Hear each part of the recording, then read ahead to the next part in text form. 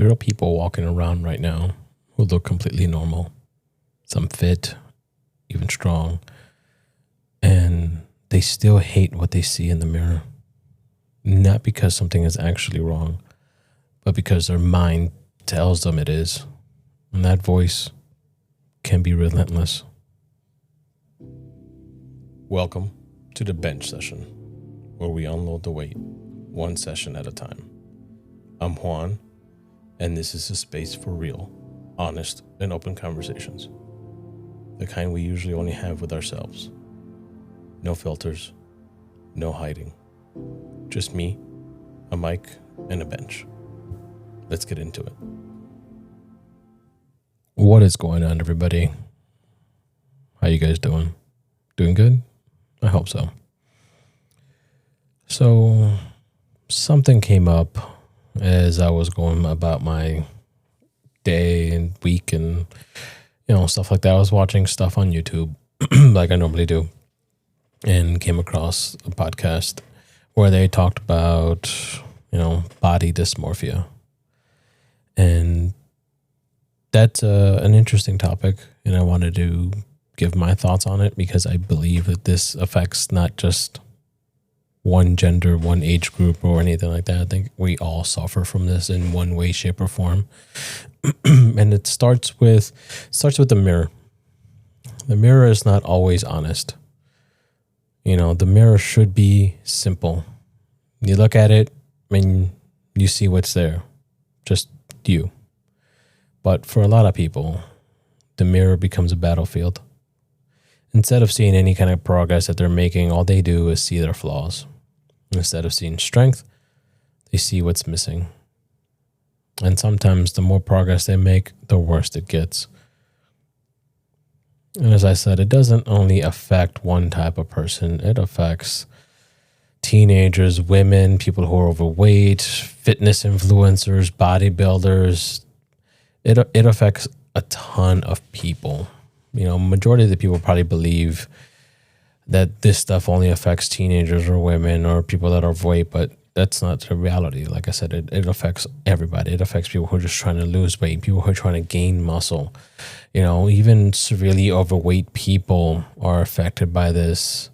There's a saying that when you get into the fitness world and fitness industry, that once you start lifting, you will never be as big as you want to be because you will always see yourself as small. And that rings true because no matter how much progress you make in the gym and in your lifts and everything, you're never going to be as big as you believe you to be. You're always going to see yourself as smaller than what you actually are. The gym can be one of the best places in the world. It can build confidence, help you build strength, builds discipline. But it is also a place where we compare lives. You look around in between your sets and you see someone who's stronger than you, someone who's leaner, someone who's bigger, someone who's progressing faster in their journey than you are. Suddenly, everything you've made, all the progress that you've made just feels small and insignificant.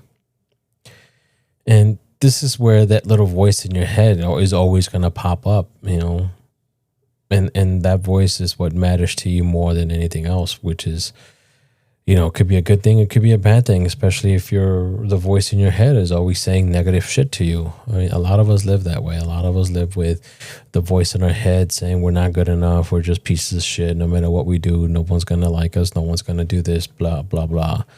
And then on the flip side, you have the people who have the most positive inner voice that says you're doing amazing, everything you're doing is fantastic, you're progressing, you're doing this, and that's the kind of people that we have out in the world. Some people just have negative self-talk, and most, well, I don't want to say most, but you get both sides of the coin there. You get people that have negative self-talk, and then you get the people that have positive self-talk.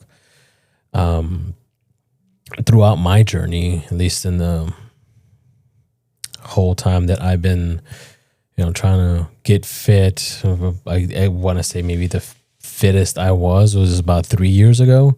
When I weighed 241 and my goal was to reach 240, I started seeing, veins coming into my biceps and things like that. I saw great progress, but, that was gym lighting that was in the middle of workouts and stuff like that. I came home, 90% of the time when I'm at home looking at myself in the mirror, and I always continued to see my flaws. I kept seeing the 350-pound guy. I never saw anything other than that. I didn't see like a smaller waist.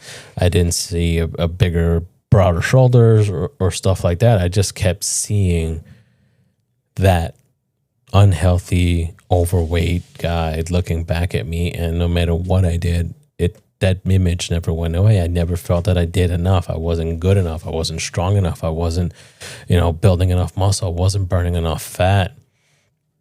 I was just never happy with the progress that I saw in the mirror. And like I said, I was never big enough. I was never strong enough. I always compared myself to others on YouTube who started way heavier than I was, and they're looking amazing now. And it's like, well, what the hell? What the fuck am I doing wrong? Why can't I get there? And then that little voice would creep in and just be like, yeah, you're never going to be good enough. You're never going to get the abs. You're never going to get the chest that you want. You're never going to do this. And that negative self-talk kind of sabotaged me in a way. And once I hit 241, I was 1 pound away from the goal that I had, and I kind of just said fuck it, and started just eating whatever I wanted, doing whatever I wanted, and it bit me in the ass. I gained, I want to say, maybe almost all of the weight back that I had lost. I ended up sitting at about 314, 315 from then on, and now I'm back trying to lose that weight, and it's not as, I'm not gonna say it's not as fun, because I always had fun in the gym. It's not as easy. It's not, there's times where I don't see the point. And I know the point is just to be better, live happier, be healthier, not have a heart attack at 42, shit like that. But it's just like the work, and it's just like my mind goes back to you're not losing weight fast enough. You still look the same. There's been no change. You've been at this for so long now, and nothing's changing. Your strength isn't getting higher. You're getting weaker. You're doing this wrong. And I'm still fighting that internal battle. And I'll be honest, it's not easy all the time. It gets taxing, because not only do you have, at least for my aspect, not only do I have my internal negative self-talk, I still have a life to live outside of outside of the fucking gym, outside of the mental battles that I have. I still have to go to work, deal with problems at work, deal with, problems with the kids at school, deal with problems with marriage, house shit, all that kind of stuff. And that negative self-talk just kind of creeps in, and I get don't go to the gym today, or just, eat some shitty food today, make yourself feel better. And throughout all that noise and all that chaos, I'll get the voice that goes, don't give up. Don't eat that shitty food. You're doing good. It's hard, but stay consistent. Trust the process. And that's what keeps me going a good portion of the time. But, digressing back to the whole dysmorphia thing, I have it. I think I'm going to continue to have it no matter how much weight I lose or how much muscle I build. I'm always going to see the fat kid in the mirror. And I think that's something that I need to be able to be okay with and live with, because that's inside. I'm always going to feel that way. And I tell this to my wife, because sometimes we'll sit and watch like my 600-pound life and stuff like that. And, I'll tell her sometimes, and it's like, I feel like those people do. Like, I feel like I don't fit at a table, or I don't fit in a car. I have issues with this, and I have issues with that. I feel hopeless. And she'll look at me and be like, what the fuck is wrong with you? Those people are like double your weight. You look nothing like them. There's no comparison at all. And in my brain, it's like I see myself as being that big, and not big and muscular, but that big as in fat. And, just that's the dysmorphia that I live with is that I always see the fat kid in the mirror. We'll have people that, take this to the extreme, unfortunately. And when the body image becomes really distorted, we know some people start chasing the extreme. They start doing a shit ton of cardio. They start doing more dieting, harder dieting, more training, more restrictions. They start starving themselves, or they binge and eat a shit ton of food, and then they go to the bathroom and purge it all out. And then, they get that routine going, and then they become bulimic. And then you get the people that are, they take this to the extreme and become anorexic, and they end up, skin and bones, and they still look at themselves in the mirror and see a fat person, an overweight person, somebody, they're still not satisfied with what they look or how they look. And then you also get the people that will do surgery, liposuction this, tummy tuck that, facelift this, and they're still not satisfied. And it's an addiction in a way, I guess, going under the knife and doing all the plastic surgery, just trying to reach whatever perfection thing you're trying to chase down. But, people that, oh my God, it's sad when you see how bad like anorexic people get, and they're not happy with how they look, and no matter what they're doing, they're still not happy. And then you see them go into a recovery program and come back out, and a good chunk of them are, I'm not going to say healed, because it's something that you got to deal with and live with. But some of them come back and they're healthier looking. They got more meat on their bones and everything. And they get asked, how do you feel? And then some of them just say, I feel the same. I still don't feel like I'm worth it, like I belong, and some of them are like, yes, I understand my issues. I understand that, I have to eat better, eat healthier in order to maintain balance. And I can't just binge and then throw up and deal with all this stuff again.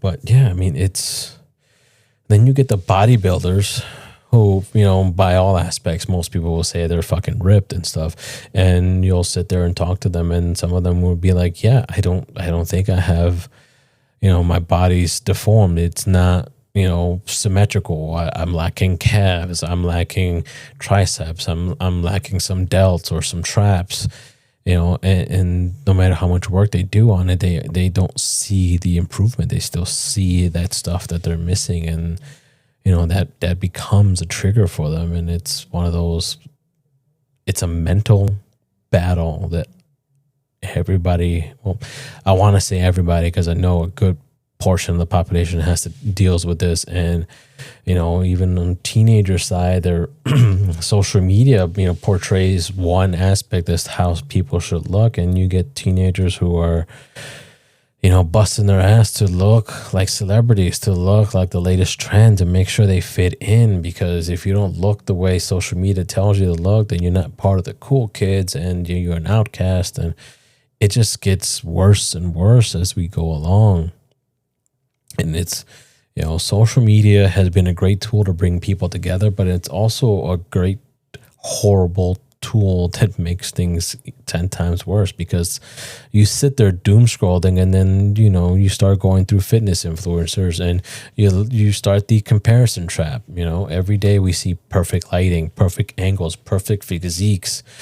But, what we don't see is all the editing, all the filters, how their genetics came into play, what timing, is it between their meals or without food? Is it after 2 liters of water, no water? And it's just, we don't see whatever sacrifices these people are making and how it affects them.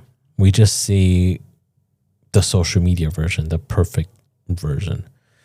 And when you compare your real body to what you're seeing on social media, you see that you're really far behind. And it's like, what the hell? Why can't I get there? Why can't I have that exact thing? So for me, like I said, it's a constant battle, and I don't know if I'll ever get through it. And when I say get through it, I mean not have these thoughts in my head I think personally and 100% honestly, I think this is something that I'm going to have to deal with and learn to live with, for the rest of my life, and not let it hold me back, not let it sabotage me in any kind of way. One of the saddest parts of body dysmorphia is that people stop seeing their progress. They forget where they started. They forget the strength that they built. They forget the discipline it took them to get to where they are now. All they see is what they still want to change, what's missing, what's lacking, what they couldn't fix about themselves. And like I said, I'll probably feel that way. I mean, there's a movie with The Rock and I think Central Intelligence. I think that's the name of it.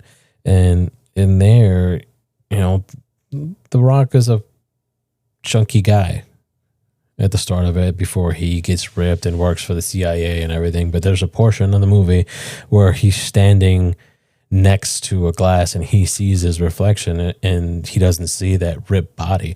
He sees the chunky kid still. And I think that's how a lot of people, especially people that are in their weight loss journeys and things like that, I think that's how they see themselves as well. And I know personally that's how I see myself. And I don't see the progress I make, even when I was, like I said, when I was at my best physical condition at 241.